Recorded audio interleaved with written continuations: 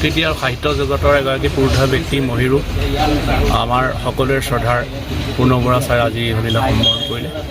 তেখেতৰ যি যাত্ৰা, সেই যাত্ৰা অনেক বৰ্ণিল যাত্ৰা, সেই বৰ্ণিল যাত্ৰা তেখেতে আজি পৰিসমাপ্তি ঘটালে আৰু ঢিঙক নিথৰুৱা কৰি গ'ল।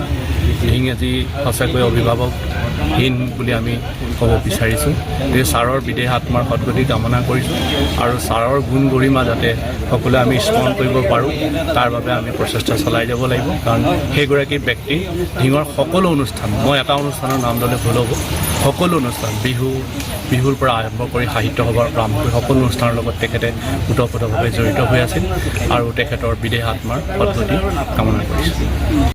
তেখেত শেৱালি বঁটাৰ কথা কৈছে। শেৱালি বঁটাৰ যেতিয়া প্ৰতিষ্ঠা হৈছিলে 1976 তেতিয়া আমাৰ সভাপতি আছিলে, ফাউণ্ডাৰ প্ৰেচিডেণ্ট আছিলে দেৱেন হাজৰিকা ছাৰ আৰু কোষাধ্যক্ষ আছিল আমাৰ বৰা ছাৰ।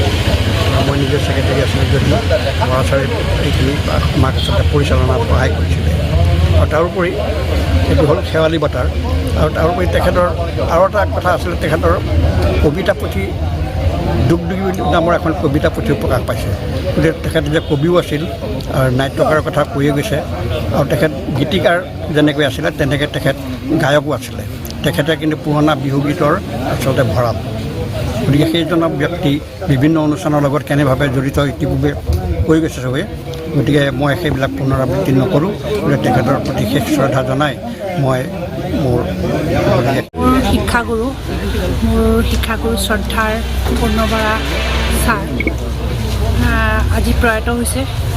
তেখেতৰ মৃত্যুত মই গভীৰ সমবেদনা জ্ঞাপন কৰিছোঁ আৰু ছাৰলৈ মই আন্তৰিক শ্ৰদ্ধা জ্ঞাপন কৰিছোঁ।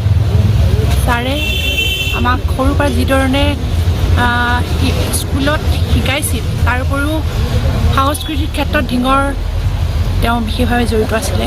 মই কৰ্মৰত বিদ্যালয়খনৰ তেখেতে বিদ্যালয় সংগীতটি ৰচনা কৰিছিল আৰু আমি আমাৰ বিদ্যালয়ৰ মহাৰাজৰ জয়ন্তী সেই গীতটি বলিবদ্ধ কৰিছিলোঁ আৰু এটা তেখেতে গুৰুবন্দনাও তেখেতে ৰচনা কৰিছিলে, প্ৰণামো তোমাক হে গুৰু মহান।